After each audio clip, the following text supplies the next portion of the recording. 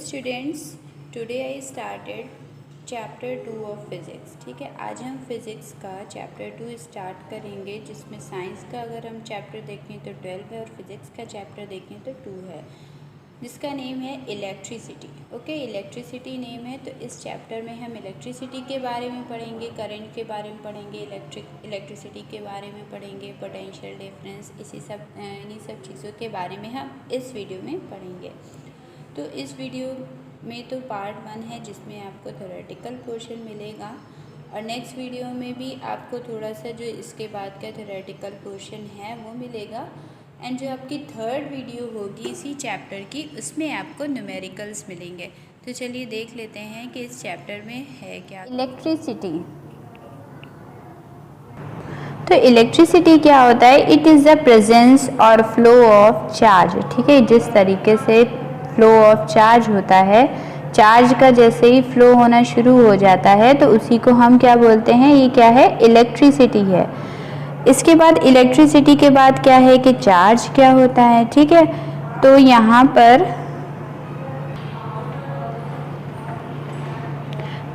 पर क्या है कि इट इज़ द प्रेजेंस और फ्लो ऑफ चार्ज, ये मैंने बता दिया। इसके बाद चार्ज क्या है? It is the property of atom. Atom की प्रॉपर्टी ही चार्ज होती है। ठीक है, एटम में क्या प्रेजेंट होते हैं? बहुत सारे चार्जेस होते हैं। बहुत सारे का मतलब है कि सिर्फ 2 चार्जेस होते हैं।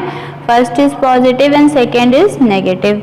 2 तरह के चार्जेस होते हैं। पहला क्या होता है? प्लस का, जिसे हम पॉजिटिव चार्ज बोलते हैं। दूसरा जो नेगेटिव होता है वो माइनस का होता है। फिर है like charges ripple each other and unlike charges attract each other. क्या होता है कि जो लाइक चार्जेस होते हैं, मान लीजिए ये प्लस का है चार्ज और ये भी प्लस का है चार्ज, तो ये दोनों जो होंगे वो क्या होंगे? एक दूसरे से दूर भागेंगे। एक दूसरे से क्या होंगे? दूर भागेंगे। एक दूसरे से दूर भागेंगे। तो इसी को बोलते हैं कि जो लाइक चार्जेस होते हैं, जो एक जैसे चार्जेस होते हैं, वो क्या होते हैं कि वो एक दूसरे से दूर भागते हैं। इसी तरह से क्या है? Unlike charges attract each other. तो जो अनलाइक चार्जेस होते हैं, अनलाइक चार्जेस का मतलब क्या हुआ? जैसे एक प्लस का है और एक माइनस का है, तो ये दोनों चार्जेस क्या हैं? अलग अलग हैं। तो ये दोनों चार्जेस जब अलग अलग हैं तो इनके ये क्या होंगे? एक दूसरे को अट्रैक्ट करेंगे। अट्रैक्ट करने का मतलब हुआ कि एक दूसरे के पास आने की कोशिश करेंगे, है ना। तो ये हो गया कि जो लाइक चार्जेस होते हैं वो क्या करते हैं? रिपल होते हैं, और जो अनलाइक चार्जेस होते हैं वो अट्रैक्ट होते हैं। Next is it's SI units is coulomb. ठीक है, जो इसकी SI यूनिट होती है, किसकी? चार्ज की। चार्ज की SI यूनिट क्या होती है? कूलम होती है, जिसको हम किससे डिनोट करते हैं? जिसको हम C से डिनोट करते हैं। ओके, जिसको हम C से, कैपिटल C से डिनोट करते हैं। तो SI यूनिट क्या होती है? चार्ज की कूलम होती है। और हमने और इसमें क्या क्या बताया कि इसमें कितने चार्जेस होते हैं? 2 चार्जेस होते हैं, पॉजिटिव एंड नेगेटिव। जो लाइक चार्जेस होते हैं, मतलब जो सेम चार्जेस होते हैं, दोनों एक जैसे चार्जेस होते हैं, वो एक दूसरे से दूर भागते हैं। और जो अनलाइक चार्जेस होते हैं, मतलब एक प्लस एक माइनस का है, अनलाइक है, एक पॉजिटिव है एक नेगेटिव है, तो ये क्या होंगे? एक दूसरे को अट्रैक्ट करेंगे, एक दूसरे के पास आने की कोशिश करेंगे। ठीक है, अब इसके बाद अब हम आगे देखते हैं और क्या क्या है इसमें। फिर इसके बाद है चार्ज ऑन 1 इलेक्ट्रॉन। एक इलेक्ट्रॉन में कितना चार्ज होता है ना। तो पहला तो हम ये देख लेते हैं कि इलेक्ट्रॉन क्या होता है, प्रोटॉन क्या होता है और न्यूट्रॉन क्या होता है। तो जो आपका पॉजिटिव चार्ज होता है, जो कि प्लस का होता है, उसको हम बोलते हैं क्या? उसको हम बोलते हैं प्रोटॉन। ठीक है, उसको हम प्रोटॉन बोलते हैं, जो हमारा प्लस का चार्ज होता है, पॉजिटिव चार्ज होता है। इसके बाद जो माइनस का आपका चार्ज होता है, इसको बोलते हैं हम इलेक्ट्रॉन, जो कि नेगेटिव का चार्ज होता है, इसको हम बोलते हैं इलेक्ट्रॉन। फिर आपका एक और होता है जो कि होता है न्यूट्रॉन। ठीक है, एक आपका चार्ज और होता है, वो होता है न्यूट्रॉन। न्यूट्रॉन जो चार्ज होता है वो ना तो प्लस का होता है और ना ही माइनस का होता है, उस पर कोई भी चार्ज नहीं होता है। ठीक है, लेकिन उसका नाम क्या होता है? न्यूट्रॉन बोला जाता है इसको। तो अगर ये पूछा जाए कि एक इलेक्ट्रॉन का चार्ज कितना होता है ना, एक इलेक्ट्रॉन का चार्ज, क्योंकि ये जो वैल्यू होगी ये आपके न्यूमेरिकल्स में यूज होगी, तो जो 1 इलेक्ट्रॉन, चार्ज ऑन 1 इलेक्ट्रॉन, तो उसको सबसे पहले तो हम चार्ज ऑन 1 इलेक्ट्रॉन, तो उसको हम किस साइन से करते हैं, स्मॉल ई से, ठीक, स्मॉल ई, ये क्या है, चार्ज ऑन 1 इलेक्ट्रॉन का सिंबल है। इसके बाद इसकी वैल्यू क्या होती है, ऐसे तो हम लोग लेते हैं 1.6 into 10 to the power inverse 19 है ना, ये हो गई इसकी पावर। आप इसको इस तरह से भी लिख सकते हैं 1.602 मल्टीप्लाई 10 इनवर्स 19, ठीक है, तो ये भी इसकी पावर है और ये भी इसकी पावर है, तो अब तो ये वाली एग्जैक्ट पावर है। और जब चार्ज की अगर आप क्या ले रहे हैं, यहाँ पर एक इलेक्ट्रॉन का चार्ज ले रहे हैं ना, तो चार्ज की यूनिट मैंने क्या बताई है, कूलम, जिसको हम सी से, कैपिटल सी से डिनोट करते हैं। इसी वजह से यहाँ पर यूनिट के बाद, सॉरी वैल्यू के बाद यहाँ पर एसआई यूनिट भी लगी हुई है। तो चार्ज ऑन 1 इलेक्ट्रॉन को हम ई से करते हैं डिनोट, लेकिन इसकी जो एसआई यूनिट होगी वो कूलम होगी, ठीक। अब इसके बाद है number of 1 electron in 1 coulomb of charge. अब अगर इसके बाद यहाँ पर आपसे ये पूछ लिया जाए, पहले तो आपने चार्ज बता दिया, ठीक, चार्ज एक इलेक्ट्रॉन का कितना होता है, लेकिन अब आपको ये बताना है कि नंबर ऑफ इलेक्ट्रॉन एक कूलम के चार्ज में कितने इलेक्ट्रॉन्स प्रेजेंट होते हैं, ठीक। अगर ये पूछा जाएगा तो सबसे पहले नंबर ऑफ इलेक्ट्रॉन बताने, तो इसको हम स्मॉल n से डिनोट करेंगे, स्मॉल n से डिनोट करेंगे, और इसकी वैल्यू क्या होती है, 6.25 मल्टीप्लाई 10 टू द पावर 18, ठीक है। तो कितने इलेक्ट्रॉन्स होते हैं एक इलेक्ट्रॉन में, एक कूलम चार्ज में कितने इलेक्ट्रॉन्स होते हैं, 6.25 multiply 10 to the power 18, okay. अब इसके बाद मान लीजिए आपको एक इलेक्ट्रॉन का चार्ज बता दिया और हमने क्या बता दिया, नंबर ऑफ इलेक्ट्रॉन्स बता दिए, और आपको फाइंड करना है कि चार्ज क्या होगा, ठीक है, चार्ज क्या होगा आपको ये फाइंड करना है। तो चार्ज को हम किससे, Q से डिनोट करते हैं, ठीक। तो Q is equal to formula होता है Ne, ठीक। N आपको पता ही है नंबर ऑफ इलेक्ट्रॉन, ये जो निकला है, और E आपको पता है क्या होता है, E होता है आपका इलेक्ट्रॉन का चार्ज, ठीक है, एक इलेक्ट्रॉन का चार्ज। तो इन दोनों की अगर हम वैल्यूज रख देंगे तो आपका निकल जाएगा कि चार्ज जो है वो एक इलेक्ट्रॉन का कितना आएगा, ठीक, चार्ज कितना आएगा, ठीक। तो जिस तरह से यहाँ पर वैल्यूज हैं उसको अगर हम पुट कर देंगे तो हमारा चार्ज निकल आएगा। इसके बाद अब नेक्स्ट है इलेक्ट्रिसिटी 2 टाइप्स की होती है, ठीक है। कितने टाइप्स की होती है इलेक्ट्रिसिटी, 2 टाइप्स की होती है। First is static, second is current electricity. तो फर्स्ट आपका क्या है, स्टैटिक इलेक्ट्रिसिटी। स्टैटिक इलेक्ट्रिसिटी क्या होती है, जो कि कुछ टाइम के लिए, मान लीजिए आपने क्या क्या, हम लोग पहले छोटे थे तो करते थे, स्केल रब करते थे अपने हेयर्स में, तो उसमें जो भी ऑयल होता था उससे क्या होता था कि गर्म हो जाती थी ना, स्केल थोड़ी सी क्या हो जाती थी, गर्म हो जाती थी, जिसकी वजह से जो हम लोग छोटे छोटे से पेपर्स होते थे वो उसमें चिपकने लगते थे। इसी तरह से अगर हम बलून भी रब करेंगे तो बलून भी वही काम करेगा जो स्केल करती है। तो इसी को हम क्या बोलते हैं, जो कुछ टाइम के लिए, जैसे उसमें क्या होती है, गर्माहट आ जाती है ना, इलेक्ट्रिसिटी तो गर्मी की वजह से होती है, तो जो कुछ टाइम के लिए ही सिर्फ गर्माहट आती है इसमें, तो कुछ टाइम के लिए ही ये यूज़ भी होता है। कुछ टाइम के लिए आपकी स्केल वर्क करेगी, लेकिन कुछ टाइम के बाद स्केल आपकी वो वर्क नहीं करेगी, ठीक है, फिर उन पेपर्स को वो अपनी तरफ अट्रैक्ट नहीं करेगी। इस तरह से स्केल होती है। स्केल को अगर हम रब करते हैं अपने हेयर्स में, तो रब करने के बाद क्या होता है कि ये थोड़ी सी गर्म हो जाती है। गर्म होने की वजह से ये पेपर्स को या किसी भी छोटे से ऑब्जेक्ट को क्या करती है, अपनी तरफ अट्रैक्ट कर लेती है। तो इस तरह की इलेक्ट्रिसिटी को ही हम बोलते हैं static electricity, okay. Next is current electricity. तो करंट इलेक्ट्रिसिटी क्या होती है, तो जिसमें हम क्या करें, जिसमें इलेक्ट्रॉन्स आपके फ्लो हो रहे हों, ठीक है, जिसमें आपके चार्जेस फ्लो हो रहे हों, उसी को हम क्या बोलते हैं, करंट इलेक्ट्रिसिटी बोलते हैं, ठीक। जो हमारे इलेक्ट्रिसिटी से, मेन इलेक्ट्रिसिटी से जो चलते हैं उसी को हम करंट इलेक्ट्रिसिटी बोलते हैं। Next is current. करंट क्या होता है? It is flow of charge per unit time. ठीक है, flow of charge per unit time में कितना हो रहा है उसी को हम करंट बोलते हैं। ठीक है, पर यूनिट टाइम में चार्ज फ्लो हो रहा है तो उसी को हम बोलेंगे क्या? करंट। अब करंट इज़ इक्वल टू होता है चार्ज अपॉन टाइम। ठीक है, तो यहाँ पर चार्ज जो है उसको हम किससे डिनोट करते हैं? चार्ज को हम डिनोट करते हैं Q से। ठीक है, सबसे पहले तो हम करंट को किससे डिनोट करते हैं? करंट को हम I से डिनोट करते हैं और चार्ज को हम Q से डिनोट करते हैं और टाइम को हम T से करते हैं। तो यही एक फॉर्मूला बन जाता है I is equal to Q upon T। ठीक है, और अगर हमको यहाँ पर चार्ज का फॉर्मूला बताना हो, ठीक, तो चार्ज का हम पहले भी फॉर्मूला पढ़ चुके हैं, charge is equal to IT। यही पढ़ा था हमने। ये T जो होगा वो इस साइड चला जाएगा, इस वजह से Q का फॉर्मूला हो जाएगा Q is equal to IT।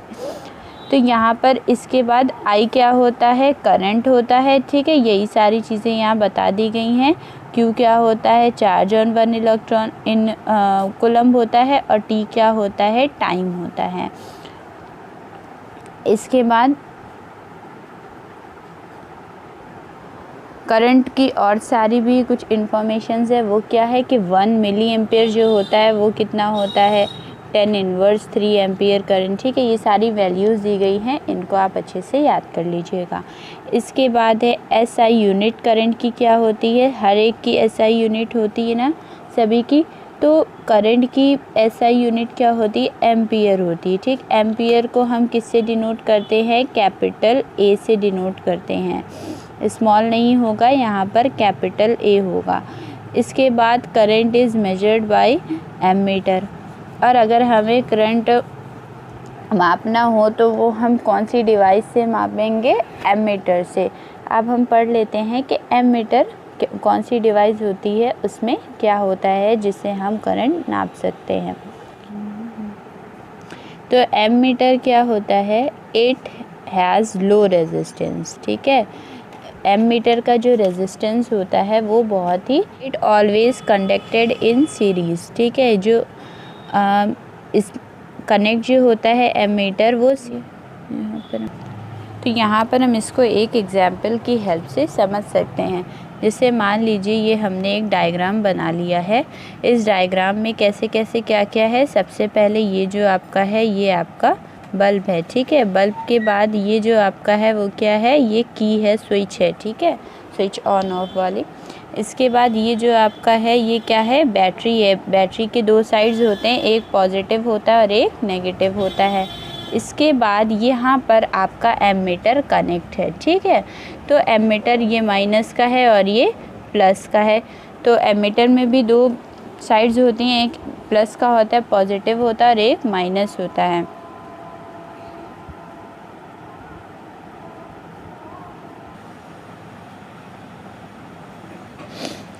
तो इस तरह से एमीटर को कनेक्ट किया जाता है। अब यहाँ पर ये भी था कि किस तरह से होता है, ये सीरीज़ में होता है।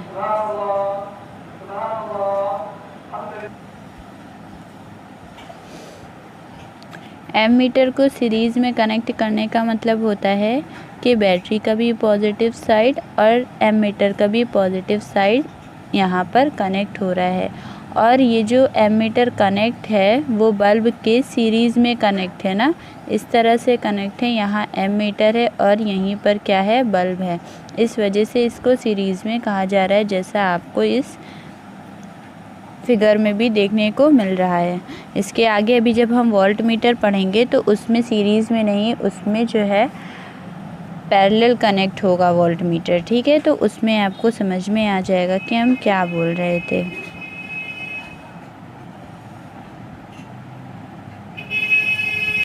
नेक्स्ट है पोटेंशियल डिफरेंस। ठीक है, पोटेंशियल डिफरेंस क्या होता है? जिसको पोटेंशियल डिफरेंस को हम डिनोट करते हैं कैपिटल V से। ठीक है, स्मॉल v से हम वेलोसिटी को डिनोट करते हैं, इसी वजह से कैपिटल V से हम पोटेंशियल डिफरेंस को डिनोट करते हैं। तो पोटेंशियल डिफरेंस क्या होता है? Work done to move a unit charge from one point to another.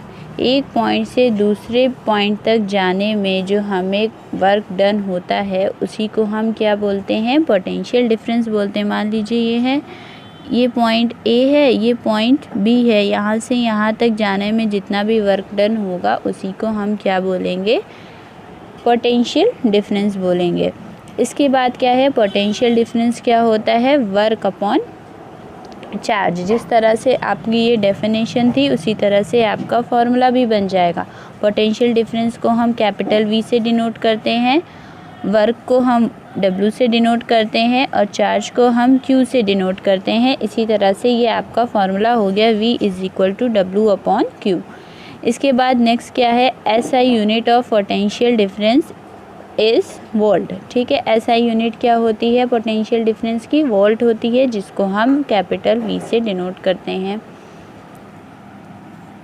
इसके बाद क्या है, 1 volt is equal to when 1 joule. अब आपसे अगर कोई पूछे 1 वोल्ट क्या होता है, तो जब 1 जूल आपको वर्क दिया जाएगा और 1 कूलम चार्ज होगा, ठीक है, तो तब आपका पोटेंशियल डिफरेंस जो निकलेगा वो 1 वोल्ट निकलेगा। इसी को बोलते हैं 1 वोल्ट। ओके, इसके बाद क्या है, सेल और battery are the device to maintain V. तो सेल और बैटरी ये डिवाइसेस होती हैं जिससे हम पोटेंशियल डिफरेंस को क्या कर सकते हैं, मेंटेन कर सकते हैं।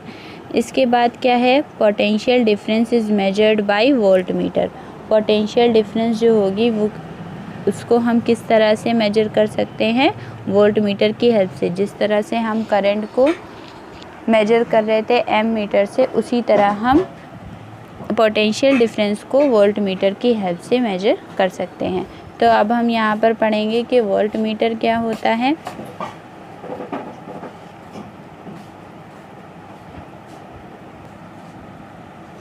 तो वोल्ट मीटर क्या होता है, इट हैज़ हाई रेजिस्टेंस। जिस तरह से एम मीटर का जो रेजिस्टेंस था वो लो होता है, लेकिन वोल्ट मीटर का रेजिस्टेंस क्या होता है, हाई होता है। वोल्ट मीटर किस तरह का होता है, ये इसका एक डायग्राम बना हुआ है, इस तरह से यूं करके होता है। ठीक है, तो यहाँ पर इसका क्या होता है, वोल्ट मीटर का हाई होता है रेजिस्टेंस, लेकिन एम मीटर का लो होता है। इसके बाद ये जो कनेक्ट होता है ये पैरेलल में होता है, कंडक्ट होता है तो पैरेलल में होता है, लेकिन जो आपका एम मीटर था वो किस चीज़ में कनेक्ट होता है, वो सीरीज़ में कनेक्ट होता है। तो यहाँ पर अब दोनों चीज़ें क्या है, एक दूसरे की ऑपोजिट हैं। इसके बाद क्या है, current always flow from higher potential to lower potential. तो यहाँ पर जो करंट जो फ्लो होता है वो हायर पोटेंशियल से लोअर पोटेंशियल से में फ्लो होता है। इसको भी अभी हम एक एग्जांपल की हेल्प, पहले हम यहाँ पर, तो यहाँ पर अगर हम इसका, जैसे अगर हम आपको बताना चाहें कि पैरेलल में किस तरह कनेक्ट होते हैं, जैसे सीरीज़ में कनेक्ट होता है, तो इसका मतलब क्या है कि जहाँ पर बल्ब होगा उसी के साइड में क्या होगा, यहाँ पर या तो एमीटर कनेक्ट होगा या यहाँ पर एमीटर कनेक्ट होगा, है ना। तो ये सीरीज़ में हो गया था एमीटर, लेकिन ये जो यहाँ पर वोल्ट मीटर है ये पैरेलल में होता है। तो पैरेलल का मतलब क्या होता है, जैसे कि आपको यहाँ पर ये वाला डायग्राम देख रहे होंगे, तो यहाँ पर ये वोल्ट मीटर यहाँ पर कनेक्ट है और बल्ब यहाँ पर, मतलब ये ऊपर नीचे है ना, तो इसी को बोलते हैं कि ये पैरेलल में कनेक्ट है। ये नीचे भी वोल्ट मीटर कनेक्ट हो सकता है या आप यहाँ ऊपर भी कनेक्ट कर सकते हैं वोल्ट मीटर को। ठीक है, दोनों तरह से आप चाहे ऊपर कर लें चाहे नीचे कर लें, तो इसी को बोलते हैं ये किस चीज़ में कनेक्ट है, ये पैरेलल कनेक्ट है। इसके बाद अब हम नेक्स्ट पढ़ेंगे ओम्स लॉ। ठीक है, ओम्स लॉ क्या होती है, तो ये बहुत ही इम्पॉर्टेंट है। ओम्स लॉ बहुत ज़्यादा आती है आपके एग्ज़ाम्स में, एग्ज़ाम पॉइंट ऑफ व्यू से आपका ये बहुत ही इम्पॉर्टेंट है। तो यहाँ पर क्या है, पोटेंशियल डिफरेंस। ठीक है, तो यहाँ पर सबसे पहले ये आपको हम एग्जाम्पल से बता देते हैं कि ये हमारा बीकर ए है। ठीक है, ए में 2 बीकर्स हैं यहाँ पर और यहाँ पर बी में 2 बीकर्स हैं। ठीक है, मान लीजिए ए के पास यहाँ तक पानी पूरा, जितना बड़ा बीकर है उतना पूरा पानी यहाँ पर फिल है। इसके बाद ये जो सेकंड वाला बीकर है इसमें थोड़ा सा इससे कम है। इसी तरह से बी वाले बीकर में एक में तो पूरा फुल है लेकिन एक में बहुत ज़्यादा कम पानी है। तो क्या होगा कि अगर ये वाले में से ये वाला इसमें से इसमें वाटर जब जाएगा तो क्या होगा, इसमें ज़्यादा तेज़ी से जाएगा या इसमें ज़्यादा तेज़ी से जाएगा? तो जाहिर सी बात है किसमें ज़्यादा तेज़ी से पानी जाएगा, तो ये वाले में ज़्यादा तेज़ी से पानी जाएगा, बीकर बी वाले में। क्यों ऐसा होगा? क्योंकि इसमें पोटेंशियल डिफरेंस अगर ज़्यादा होता है तो करंट भी ज़्यादा होता है। जिस तरह से स्पीड, अगर यहाँ पर डिफरेंस ज़्यादा होगा तो क्या होगा, स्पीड भी ज़्यादा होगी ना, डिफरेंस दोनों में बहुत ज़्यादा है। इसमें देखिए बहुत ज़्यादा डिफरेंस है लेकिन इसमें बहुत ही कम डिफरेंस है, तो इसमें ज़्यादा पानी का बहाव इसमें तेज़ी से जाएगा ना, तो बी वाले में जो होगा वो बहुत तेज़ी से जाएगा। तो यहाँ पर यही इसको इस तरह से हम आपको समझा रहे थे कि अगर मान लीजिए आपका पोटेंशियल डिफरेंस ज़्यादा होता है तो करंट भी ज़्यादा होगा, ठीक है। अगर पोटेंशियल डिफरेंस आपका कम होगा तो करंट भी आपका कम होगा। इस तरह से भी आप इसको समझ सकते हैं। तो अब हम आगे ओम्स लॉ की डेफिनेशन देख लेते हैं। तो ओम्स लॉ की डेफिनेशन क्या है, जैसे अभी हमने आपको बताया उसी तरह से है। Potential difference across 2 points of metallic conductor is directly proportional to current passing through the circuit provided its temperature remains constant। तो यहाँ पर क्या है कि जो पोटेंशियल डिफरेंस होता है किसी भी 2 पॉइंट का, मेटेलिक कंडक्टर के 2 पॉइंट्स का, वो डायरेक्टली प्रोपोर्शनल होता है किसके, करंट के, और provided its temperature remains constant, ठीक है, किसके, करंट के डायरेक्टली प्रोपोर्शनल होता है। तो ये पोटेंशियल डिफरेंस का है, तो पोटेंशियल डिफरेंस को हम कैपिटल V से ले लेते हैं, ठीक, और करंट को हम I से ले लेते हैं। तो इन दोनों को कहा क्या, इक्वल नहीं कहा, इसको कहा है प्रोपोर्शनल है, डायरेक्टली प्रोपोर्शनल। तो ये जो साइन होता है यही होता है हमारे प्रोपोर्शनल का साइन। तो प्रोपोर्शनल का साइन ये तो आ गया हमारा, लेकिन जब ये प्रोपोर्शनल का साइन हटता है तो हमने बताया था कि यहाँ पर कोई कुछ आता है तो क्या आएगा, यहाँ पर आएगा रेजिस्टेंस, ठीक है। जब ये प्रोपोर्शनल इक्वल में जब कन्वर्ट होगा तो यहाँ पर एक कांस्टेंट टर्म आएगा, वो क्या आएगा, रेजिस्टेंस आएगा, ठीक है। आगे अभी हम पढ़ेंगे कि रेजिस्टेंस क्या होता है। तो ये हो गया, और इसके बाद अगर हम इसको ग्राफिकली समझ लें तो ये एक स्ट्रेट लाइन में होता है, यहाँ पर होता है वो वोल्टेज और यहाँ पर होता है करंट की बात होती है, और ये एक स्ट्रेट लाइन में चलता, चाहे यहाँ से चले चाहे यहाँ से चले, किसी भी तरह से ये हो सकता है, ये स्ट्रेट लाइन में चलता है। तो ओम्स लॉ क्या थी कि जो पोटेंशियल डिफरेंस होता है वो डायरेक्टली प्रोपोर्शनल होता है करंट के, यही थी हमारी ओम्स लॉ।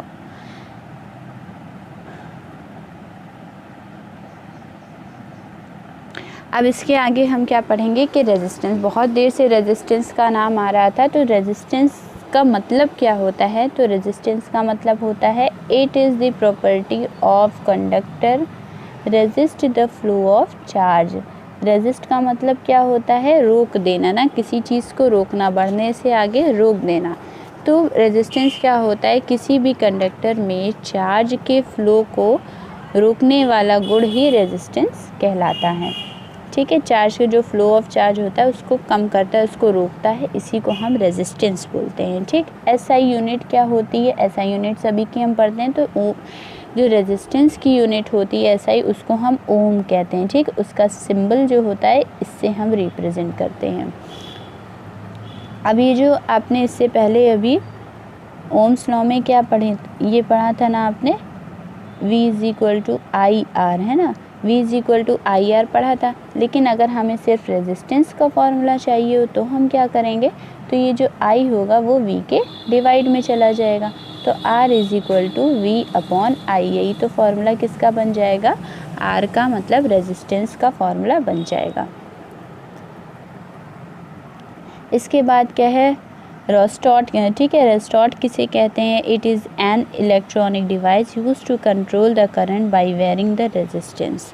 तो ये भी एक इलेक्ट्रॉनिक डिवाइस होती है, इसी के थ्रू हम क्या करते हैं, करंट को कंट्रोल कर सकते हैं।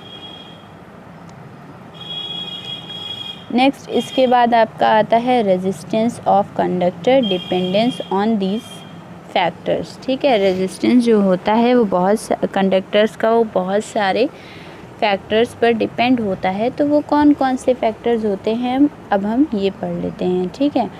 तो यहाँ पर आप सबसे पहले देख रहे हैं डायरेक्टली प्रोपोर्शनल होता है किसके, लेंथ के, ठीक है।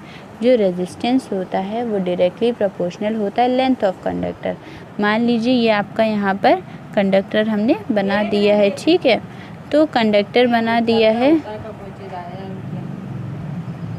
तो यहाँ पर आपके फैक्टर्स दिए गए हैं। तो मान लीजिए ये आपका क्या है, हमने बताया कि ये आपका एक कंडक्टर है और कंडक्टर की जो लेंथ है वो क्या है, L है। तो कंडक्टर की जो लेंथ होगी वो उसके रेजिस्टेंस के बराबर होगी, ठीक है। जितनी लेंथ होगी उतना ही उसका रेजिस्टेंस भी होगा। अगर लेंथ बढ़ेगी तो रेजिस्टेंस भी बढ़ेगा। इसी वजह से यहाँ पर ये जो लिखा हुआ है R is directly proportional to L, इसका मतलब क्या हुआ कि अगर रेजिस्टेंस बढ़ेगा तो लेंथ, अगर लेंथ बढ़ेगी तो रेजिस्टेंस भी बढ़ेगा, और अगर लेंथ कम होगी तो रेजिस्टेंस भी हमारा कम होगा, ठीक है। तो ये फर्स्ट फैक्टर था। इसके बाद क्या है, सेकंड है इन्वर्सली प्रोपोर्शनल, ठीक है। यहाँ पर इन्वर्सली होगा, inversely proportional to the area of cross section. Area of cross section क्या होता है, ये जो आपका इस तरीके का एरिया होता है ना, जैसे मान लीजिए ये आपका बना हुआ है, तो ये जो एरिया होगा ये क्या होगा, एरिया ऑफ क्रॉस सेक्शन। तो एरिया ऑफ क्रॉस सेक्शन जो होता है वो रेजिस्टेंस के इन्वर्सली प्रोपोर्शनल होता है। कोई भी चीज़ अगर इन्वर्सली प्रोपोर्शनल होती है इसका मतलब क्या होगा कि अगर रेजिस्टेंस एरिया बढ़ेगा तो रेजिस्टेंस कम होगा, ठीक है। अगर डायरेक्टली होता है तो दोनों चीज़ें क्या होती हैं, अगर ये बढ़ेगा तो वो भी बढ़ जाएगा, लेकिन जब इन्वर्सली होता है तो यहाँ पर क्या होगा कि एरिया अगर बढ़ेगा तो आपका रेजिस्टेंस क्या होगा, वो कम होगा, ठीक है, लो हो जाएगा। तो ये तो हो गया आपका।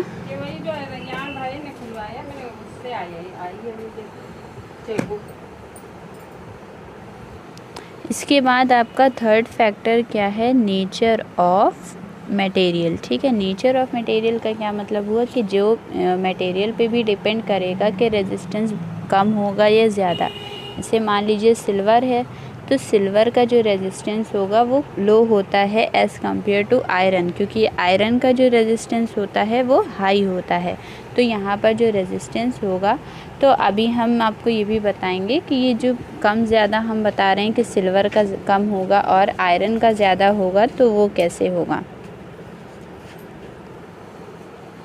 तो अभी जो हम आपको बता रहे थे कि किसका ज़्यादा होगा किसका कम होगा, तो वो अब हम यहाँ पर समझ सकते हैं, नेचर ऑफ मटेरियल। तो यहाँ पर जो आपका फॉर्मूला हमने यहाँ पर बताया था, यहाँ पर हमने दो चीज़ें बताई थी, R is directly proportional to current, R is inversely proportional to, यहाँ पर क्या है, क्रॉस सेक्शन एरिया वाला है ना, यही है। तो यहाँ पर क्या होगा, अगर हम इन दोनों को ले लें एक साथ तो L/A हो जाएगा, ठीक।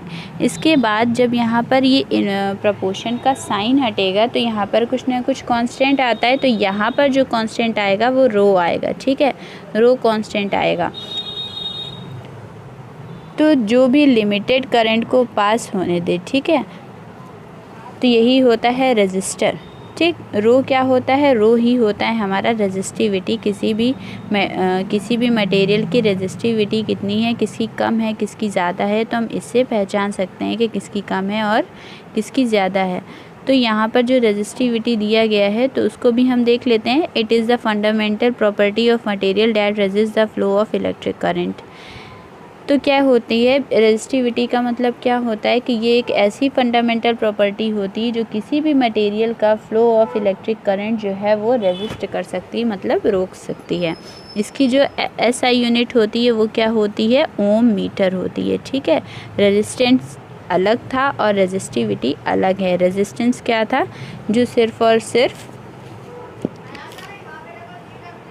चार्ज के फ्लो को, ठीक है, जो सिर्फ और सिर्फ चार्ज के फ्लो को रेजिस्ट कर सकता है उसको हम रेजिस्टेंस बोलते हैं। लेकिन रेजिस्टिविटी क्या होता है, जो फ्लो ऑफ इलेक्ट्रिक करंट, जो करंट के फ्लो को रोके, उसको हम बोलते हैं रेजिस्टिविटी। और इसकी जो SI यूनिट होती है वो ओम मीटर होती है।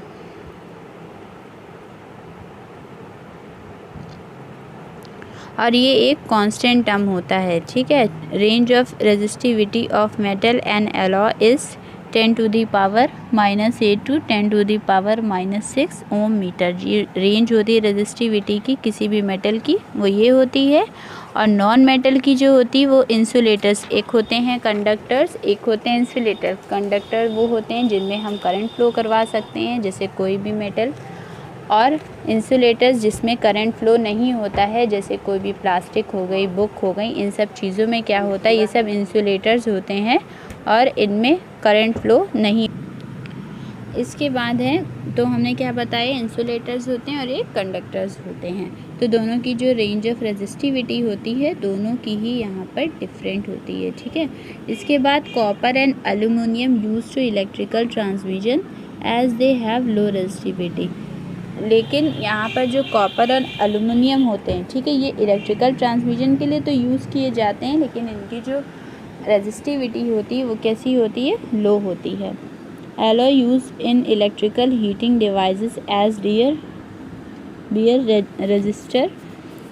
resistivity is high and they do not burn readily। ठीक है, यहाँ पर क्या है कि alloy क्या होता है, इलेक्ट्रिकल हीटिंग एक डिवाइस होती है, लेकिन ये जलती नहीं है, ठीक है। तो यहाँ पर ये सारी चीज़ें आपकी कंप्लीट हो गई कि रजिस्टर क्या होता है, रेजिस्टिविटी क्या होता है। सॉरी, रजिस्टर अभी मैंने नहीं बताया, मैंने आपको रेजिस्टिविटी बताया, रेजिस्टेंस बता दिया है। अब हम पढ़ेंगे क्या, लास्ट हमारा है रजिस्टर क्या होता है। तो a resistor is an electrical component that limit or regulate the electric current। Register क्या करता है, ये जो लास्ट वाला है ये भी क्या, इसको भी हम बता देते हैं, जो लिमिटेड करंट को पास होने दे, ठीक है। रेजिस्ट नहीं कर रहा है, ये रोक नहीं रहा है, लेकिन ये क्या कर रहा है कि रेगुलेट कर रहा है या लिमिटेड करंट को ये पास आउट करेगा, ठीक है। इसी को हम रजिस्टर बोलते हैं। तो तीन चीज़ें बताई, रेजिस्टिविटी हो गया आपका, रजिस्टर हो गया और रेजिस्टेंस हो गया। तो तीनों में डिफरेंस क्या है ये भी हमने आपको बता दिया है। जैसे कि आपका एग्जांपल क्या है, बल्ब हो गया, टीवी हो गया और फ़ैन हो गया, यही सारी चीज़ें क्या हैं, ये क्या करते हैं, लिमिटेड करंट को अपने अंदर रेगुलेट करते हैं रजिस्टर की वजह से। तो ये आपका यहाँ तक कंप्लीट हो गया है। नेक्स्ट वीडियो में इसके आगे का थोड़ा सा नोट्स और है वो देंगे। फिर जो इसके बाद की जो थर्ड वीडियो होगी इसी चैप्टर की, वो आपकी किस चीज़ की होगी, वो न्यूमेरिकल्स की होगी। तो चलिए मिलते हैं नेक्स्ट वीडियो में।